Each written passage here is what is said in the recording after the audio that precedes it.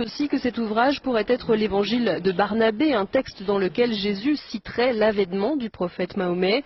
Quoi qu'il en soit, le manuscrit a été placé sous haute protection. Il serait estimé à plus de 17 millions d'euros.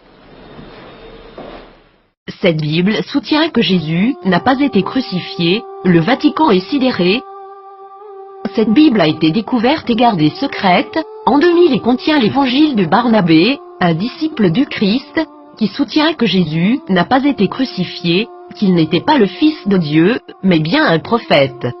Cette Bible soutient aussi que l'apôtre Paul est appelé l'imposteur, que Jésus a fait son ascension tout en restant vivant et que c'est Judas Iscariote qui a été crucifié à sa place.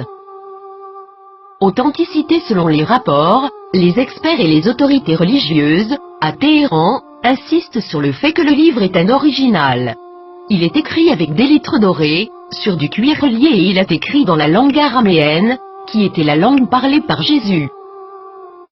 Le texte principal maintient une vision similaire à celle de l'islam, contredisant les enseignements du Nouveau Testament de la chrétienté.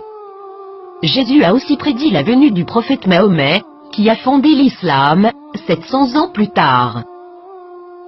Plusieurs croient que, durant le concile de Nicée, l'Église catholique a choisi la forme qu'aurait la Bible, omettant l'évangile de Barnabé, parmi d'autres, et favorisant les 4 évangiles que nous connaissons aujourd'hui.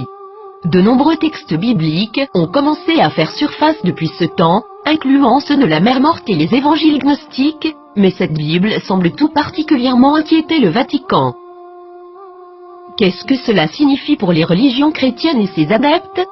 Quelque chose d'inconfortable. Le Vatican a demandé aux autorités turques de pouvoir examiner le contenu du livre. Maintenant que ce livre a été découvert, accepteront-ils cette preuve? La nieront-ils? L'appelleront-ils un mensonge musulman, comme l'a fait le magazine Truth en 2000?